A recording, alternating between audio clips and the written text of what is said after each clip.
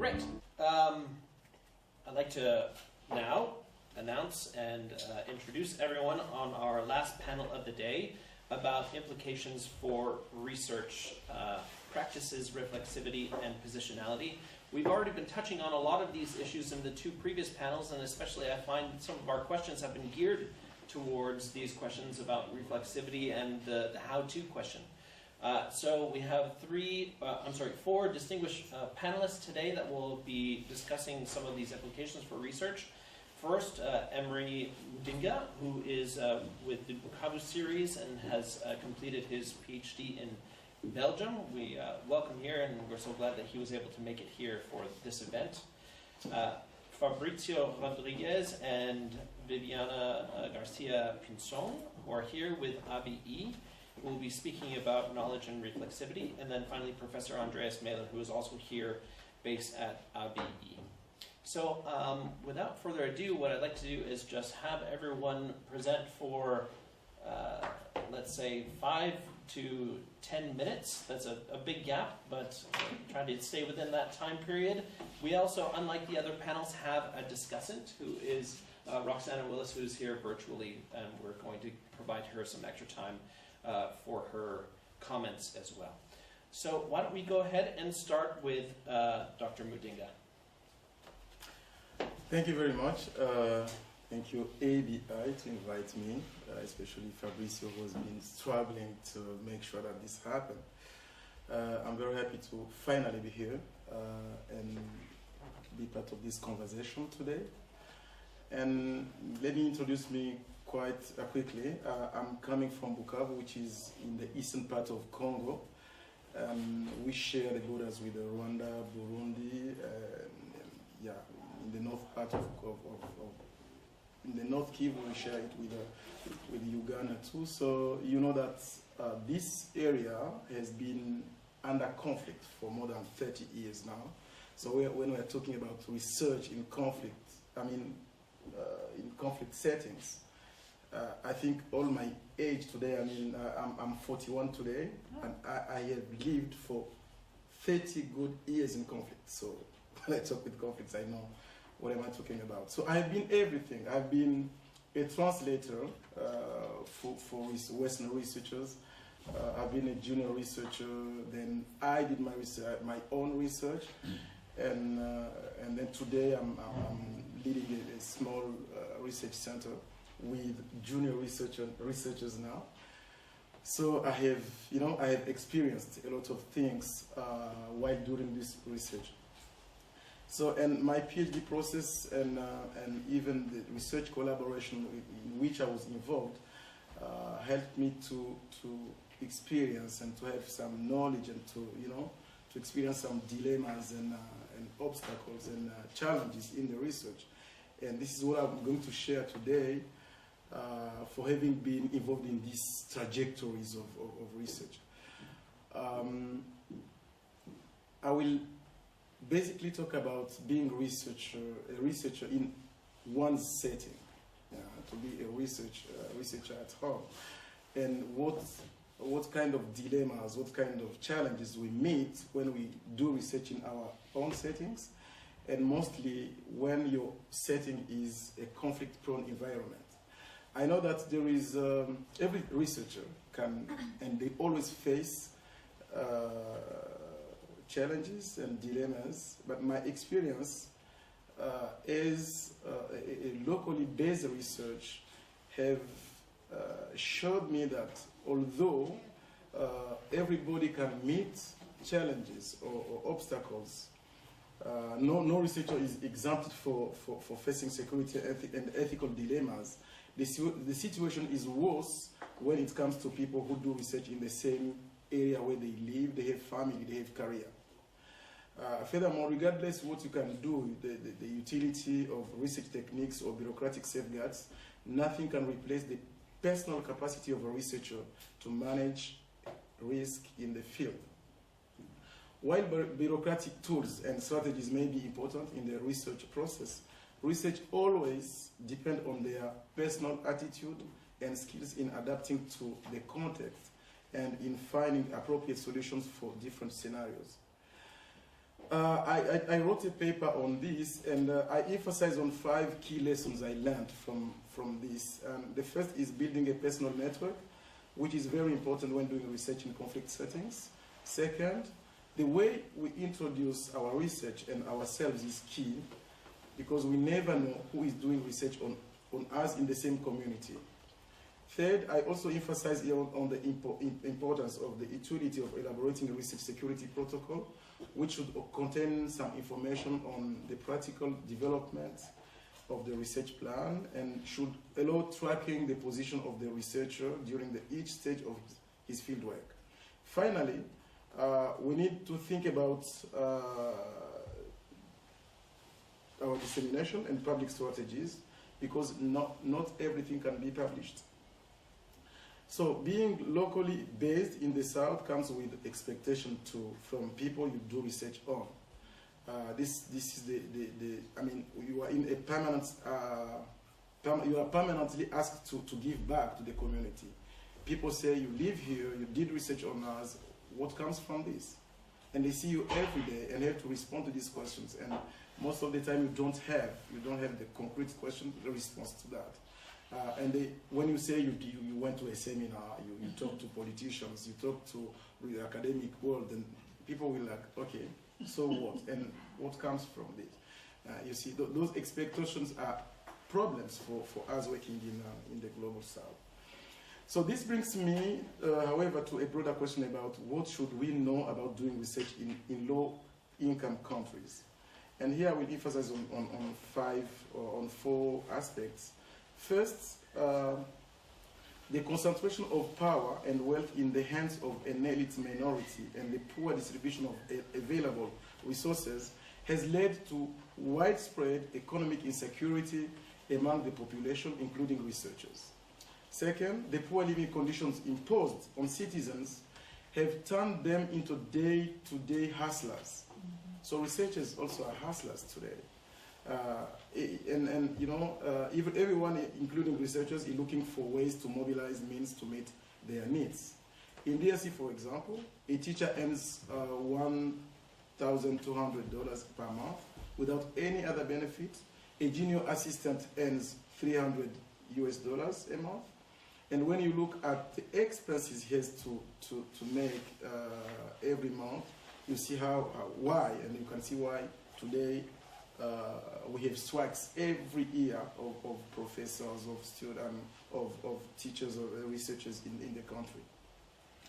Third, for the research in particular, not only do most post-colonial states not financially support research, but also over the past 20 years, the field of research has been invaded by NGOs that collect funds from donors, thus depriving universities and research centers of this opportunity.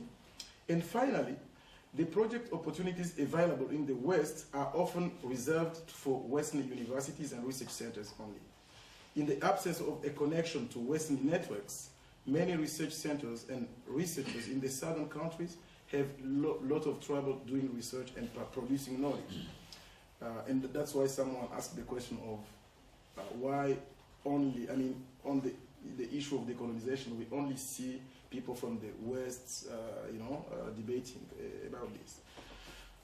Fourth, in most cases too, the challenges facing researchers in the South are technical and technological. There is a problem of access to internet, electricity, research infrastructure, libraries, and so on.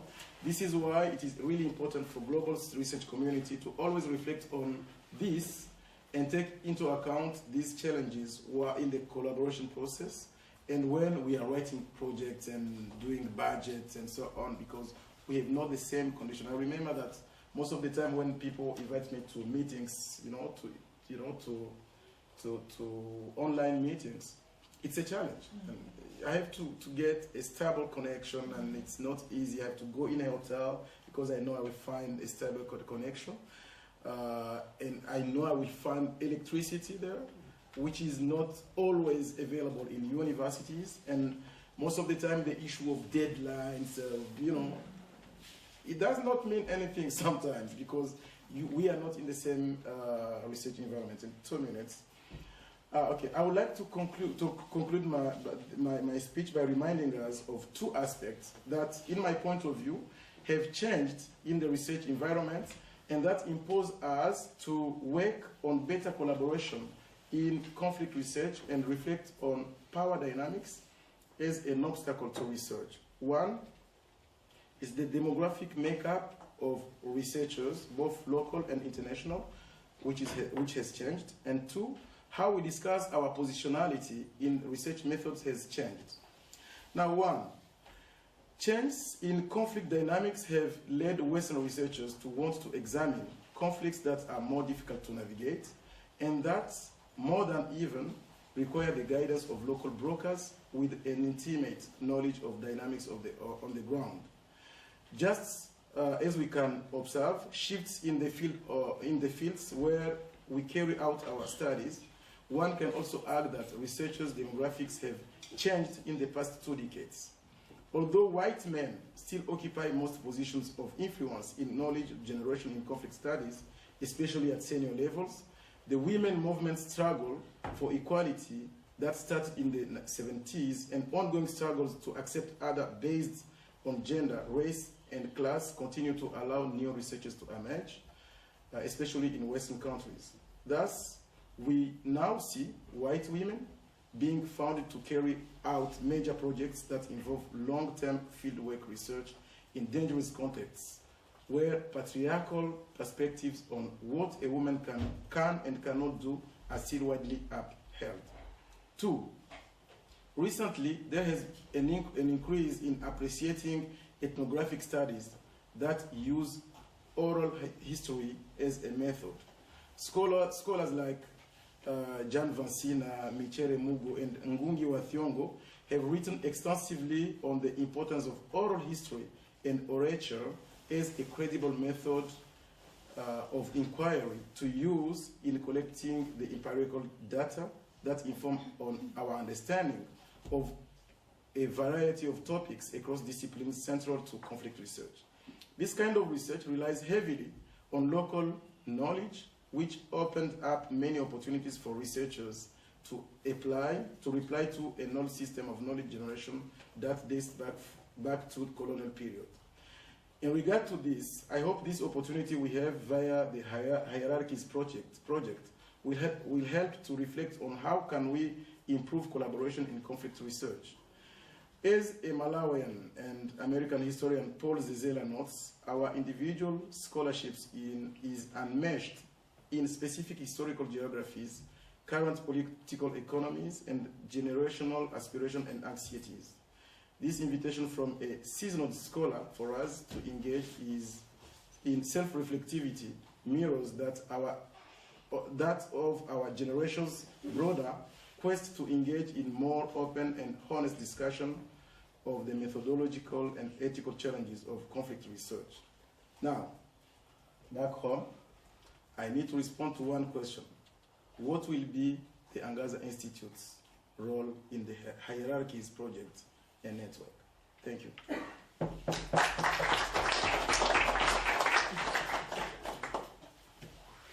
Thank you so much. Let's just go straight in and start with Fabricio and Viviana.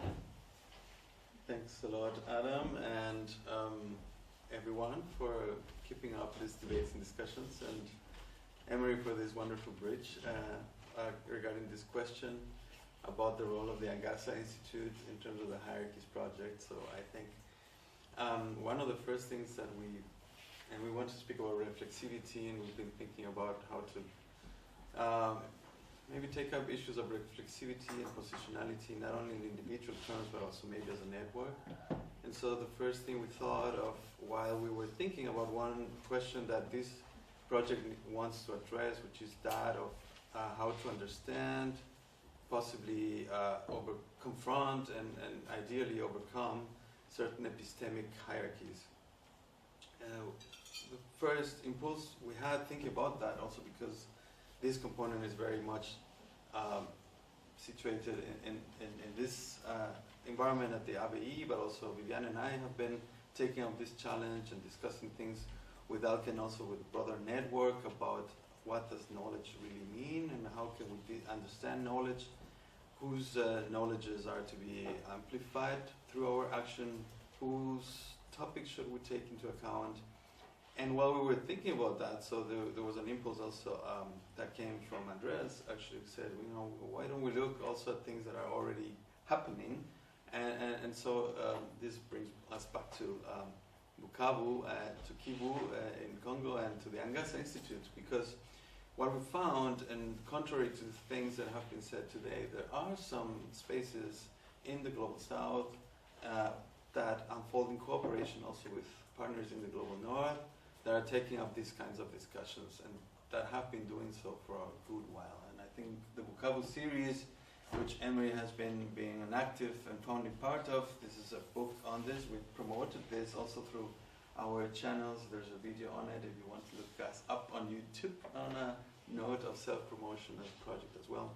But the role that the Angaza Institute and the Bukavu series has had is already an active one, I would say that. And so we've been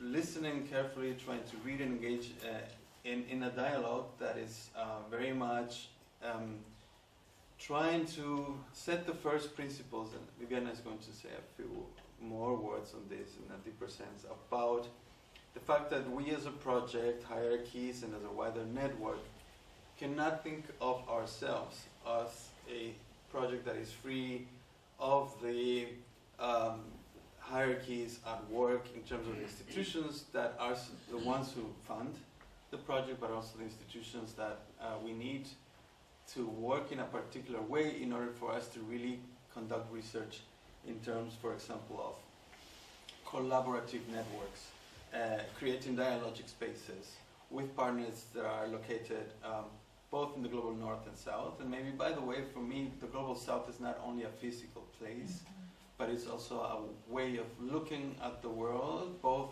South, North, East, and also a way of willing to take a position to understand and reflect upon what it means to be in, we only have one planet and many crises that we need to address.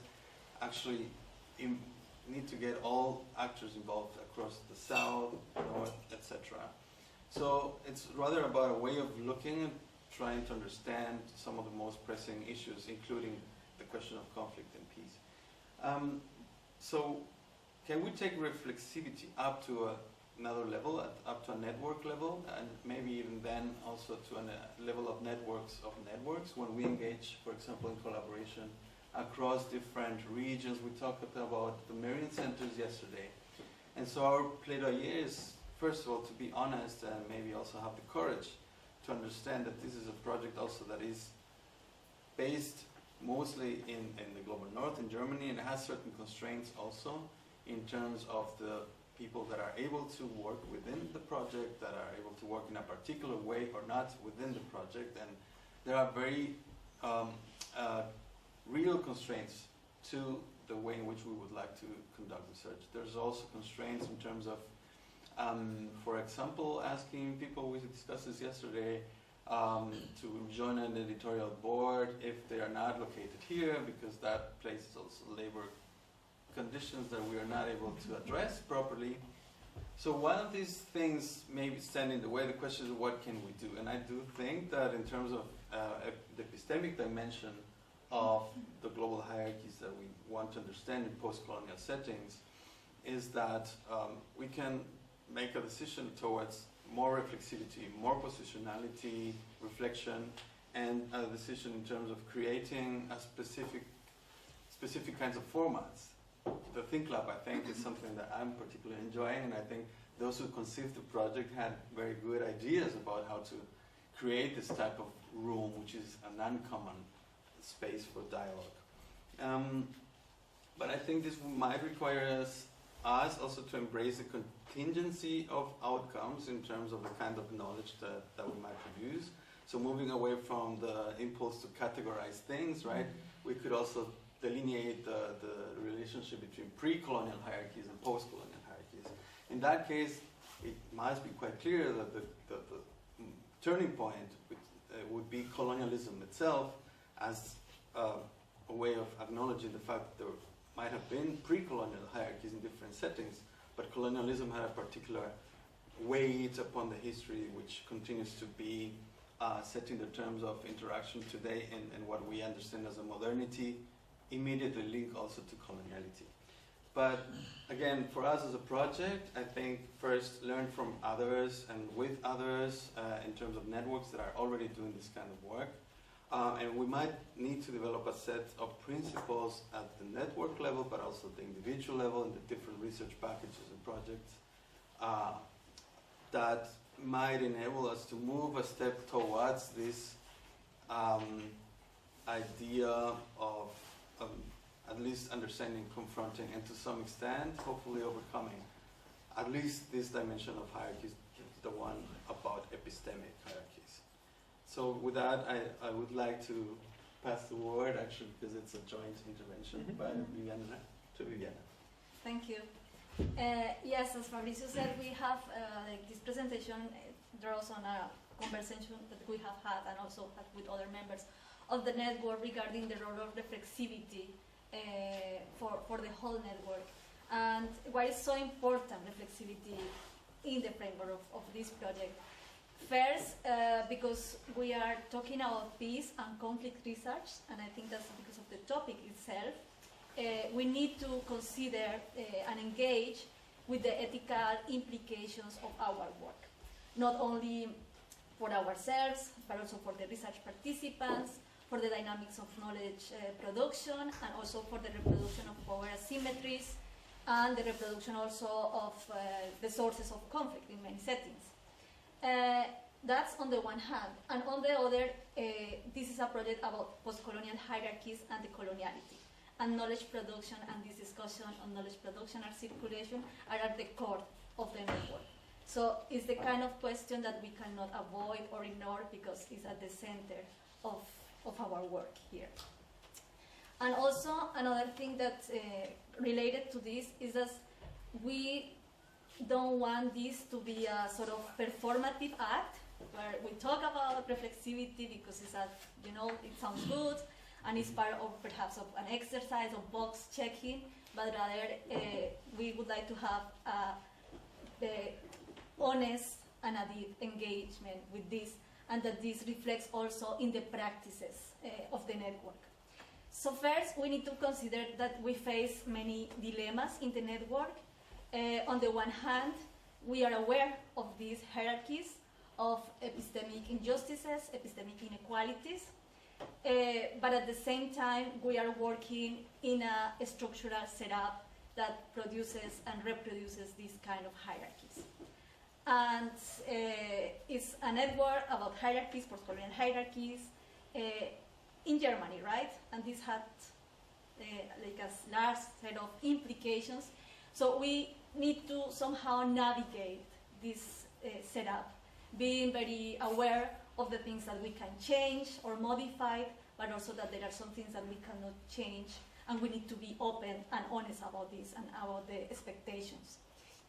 And I remember I will perhaps in my intervention pick up on different things that were mentioned this morning when Emery said, okay, academia is not free. And that's the kind of dilemma that we face.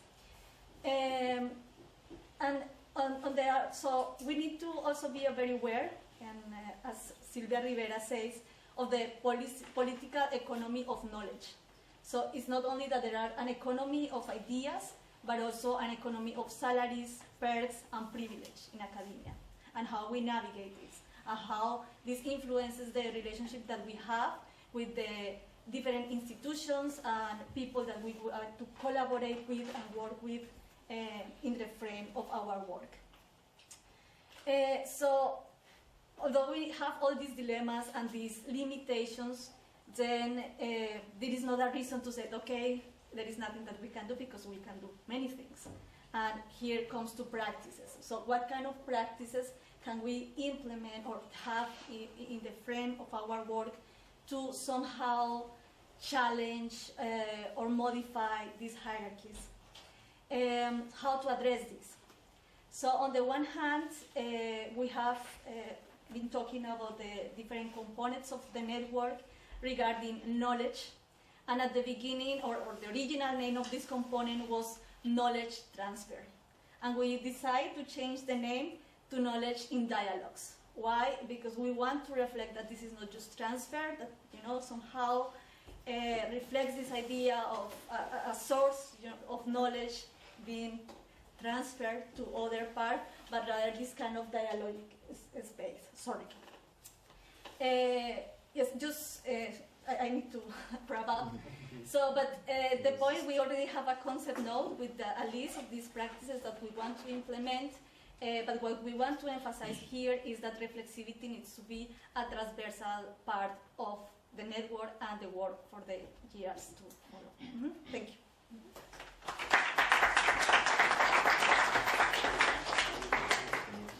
Thank you for that. Professor Mehler. Yeah, okay, stating the obvious at the beginning, obviously white, European, male of a certain age in a certain position. So I'm of the privileged sort of person here in that room, and obviously just imitating a bit Emery, I could say I grew up in Mannheim at the northern fringes of Baden-Württemberg, bordering Hessen and Rheinland-Pfalz, and that never constituted any danger for me. Actually, I lived my entire life in peace, and that also constitutes part of my privilege, probably. So just to make that clear that we are really talking from different angles.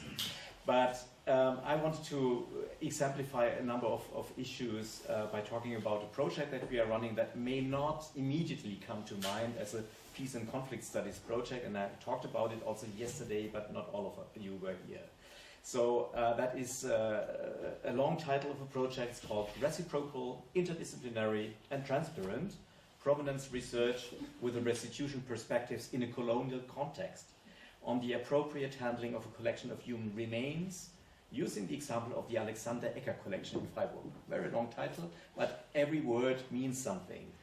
And what is this research all about? It's about, first of all, pure research is historical and bioanthropological state-of-the-art research on the provenance of about 150 skulls within the Alexander Ecker collection originating from Africa.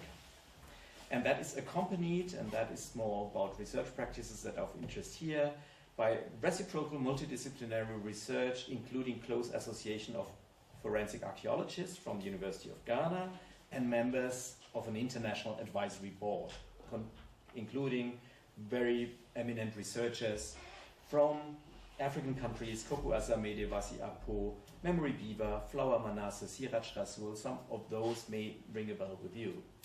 I will not go into details here, but talk about 4 aspects. Problems of delimitation. What is colonial in this? Problems of pertinence. Is this still peace and conflict studies?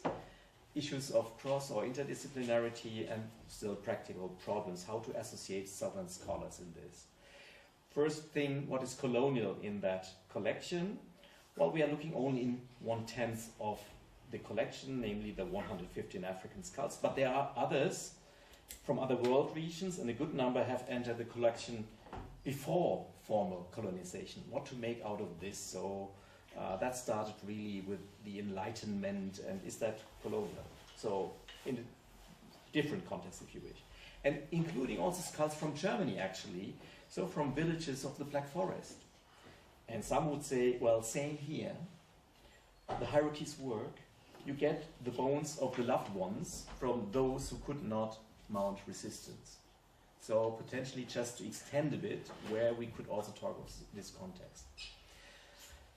Problems of pertinence. Is this still peace and conflict studies? Well, obviously not fully. Part of the story still is that the collection has served a far-reaching purpose, not so much under Alexander Ecker, the name giver, but under one of his successors, namely Eugen Fischer, one of the most influential and monstrous scientists of race in Germany, so with a direct line of responsibility to the Holocaust. So issues of inferiority, typologies, etc., leading to thus such excesses. Another part of the story is that the collection, including its documentation, was partly destroyed in both the First and the Second World War, creating an even larger gap of knowledge, which is one main obstacle to repatriation. So graphically, is this skull now in box 41 the one that is in the partly destroyed register on line 12, which only states from the East African coast and purchased by person XYZ. So this sort of questions are asked. And then what is obvious is that some of these skulls were acquired in a context of colonial violence, direct or indirect violence, direct violence in some clear cases actually, even by morphological analysis, what our colleagues from bioanthropology would do. Some skulls expose traces of violence. You would see that. Secondly, clear evidence from that historical provenance research that they were collected during military operations. Okay. The continued use until recently of such human remains in anatomical research and teaching constitutes a further act of violence, of dehumanization, and an aspect of post-colonial hierarchies in research as well. There's a lot that can be said on this. I'm limiting myself to some allusions. And one of the neglected aspects in peace and conflict research are also touched upon, namely legacies of violence, intergenerational trauma, even from colonial times until today, which opens the spectrum of transformative justice and appropriate memory politics. So my answer is yes, also this project can be subsumed under what we are doing here. Now, some elements on avenues for cross-disciplinarity. I think it's a good example for cross-disciplinary work with scholars having not only a diverse national background, but also working in archaeology, heritage studies, bioanthropology, sociology, German studies, political science, and museology. Some fault lines exist obviously between North and South, but in this project we would rather find also the ones between disciplines. And for example, bioanthropology, or anatomy, as it was termed earlier, while responsible for most of the disaster of dehumanization in that collection as described, would have today the capacity with its means to rehumanize some of the human beings whose skulls are kept here in Freiburg. Okay, I think you can imagine DNA and what can we do with all these computer sciences or so. But the heritage studies person would say in the team, in that advisory board, this way, this would still be another experiment on the body of the subaltern. Don't do this. So we have interesting ethical debates, and I think that's also what we could have in the Hierarchies Network. Finally, practical problems, and I think that rings a bell with Emery. Certainly, biggest problem here is that we have applied for funding with a full-fledged project proposal and associated the advisory board only after the funding decision. It would have been complicated to do so otherwise, I have to say, and we can discuss this. This evidently poses then problems. One very concrete example is that we have money for a number of things, research days, conferences, but not for paying better internet access for our members of the advisory board. So we had to be very inventive to find a way to solve this problem against also bureaucratic hurdles in the funding agency. Finally found a solution. So one current project talking to a number of concerns raised here, overcoming some hierarchies, hopefully, but still reconstituting some others, a number of dilemmas, but intellectually exciting debates across territories and disciplines, so we should not be only looking at the bad side of it. Mm-hmm. Thanks.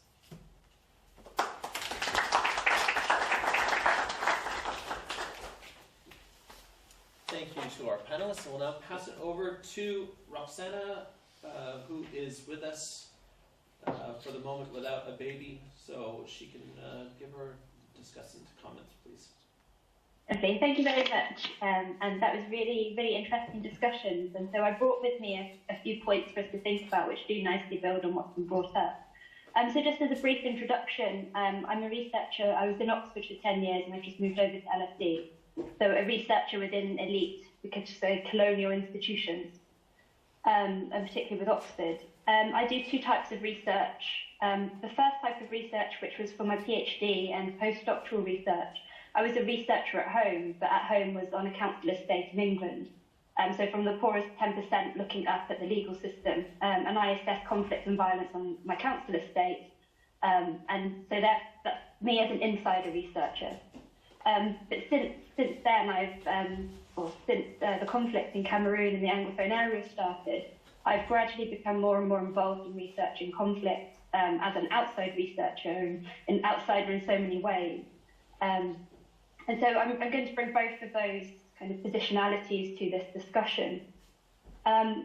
So on the first point, and this builds nicely on Andreas' last presentation, is what might we include in decoloniality? And is it just global north, global south? Just thinking of colonialism in that sense, or is it far more broader? This comes to me from having been in Oxford for the last 10 years and very much very good friends were involved in Rhodes Must Fall, and being introduced to the idea of decolonisation through that movement, so through the activism that starts in South Africa and comes into the metropole and then starts decolonising the elite within. And I really like the concept of decoloniality, because there's this debate often in Oxford and elite parts of England when you try and talk about racism or anti-racism, and then it gets destabilised by people saying it's class, not race. And what I love about decolonialism is it brings in, it can combine a lot of activism, where we can say, no, we're not going to engage in that. It's not race, it's sexuality, it's gender, it's a shared experience of colonisation. But within that, so I'm wondering how much does class come into this? But there are also risks, that we must recognise the hierarchy that exist within those different forms of oppression. And obviously the amazing Black feminist intersectional scholars have pointed to that. And also thinking of class within the global south as well. So the nuances of who is speaking for whom and how representative are researchers, avoiding the racism of just presuming because someone comes from a particular country, therefore we have diversity and representation. I think a great example of this is the UK government at the moment, Conservative government, probably one of the most diverse parties we've ever seen in politics, probably worldwide, maybe America's on par with that. But just because we have diversity of representation, the UK government has shown that doesn't necessarily mean anti-racist or decolonial. So these are issues that I think we need to think about. That brings us to the issue of the insider-outsider researcher. And within decolonial theory as developed in anthropology, the outsider within, it's so important we have these insider accounts. But who exactly is an insider or an outsider? Jacqueline Malgoe, a historian, she brings up a really fantastic point in her research papers. She's a Francophone researcher who writes about the history of Anglophone women in the Anglophone resistance struggle in Cameroon, which is ongoing. And she points out, in some sense, being a Francophone researcher, she's part of the majority group talking about the minority group in Cameroon. But then there are also aspects of shared experience. So she experiences being a minority Black woman in America. And she found that within her research, Anglophone women she spoke to, they were able to connect on these kind of shared experiences and able to support the decolonial project. So I guess in some senses, the idea of what it is to be a decolonial researcher, as well as thinking of insider-outsider, it's part of an activity or an action or a goal or aim. There's something more active to that role. And some of the best researchers I've come across to help me understand class in the UK have been technically outside researchers, but their accounts are absolutely amazing by developing emic theory, so theory from within. And the role of the researcher there, so I'm thinking Inza Koch, who talks about class inequality on a council estate in England, giving so much time to really understanding a group. You know, are there methods that can decolonial in their sense? We find this in anthropology, but then there's also a risk if you think of the history of anthropology, and actually that can be done in a very colonial way. How intelligible do researchers make lived experience? How much of these accounts are providing a language to what already exists? That builds on some of the comments from the first presentation today. So these are issues I've been grappling with. And finally, I'll just bring up the issue of neutrality. I'd be interested to know other people's experiences. Often if I try and present either as an insider researcher or as an activist researcher on the issues of the Cameroon conflict. I've had more than on one occasion people question my neutrality or me being a biased researcher. And I've seen this happen to other people as well. So if a racialized person tries to talk about race, something will be raised of being biased and not being legitimate to talk about that within the academy.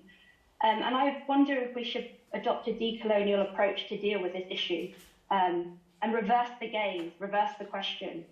Ask exactly the person raising this question, well, what exactly is a neutral, non-biased researcher? Where is this supposed view from nowhere? I think it's important for us to point out, well, why is this kind of research, activist research that seeks to tackle injustice, why is this deemed not neutral, biased, not good academia, whereas research that upholds the status quo and hierarchies of power and doesn't question injustice, it's active by omission. Why is this any less neutral than what we're doing? And I think we really need to start almost asking the scholars of mainstream academia to start answering some of these questions that get thrown at us, almost to delegitimize what we're doing and to extend those discussions, I guess, beyond the colonial landscape. That's all. Thank you very much. Thank you, Roxanne. Fantastic.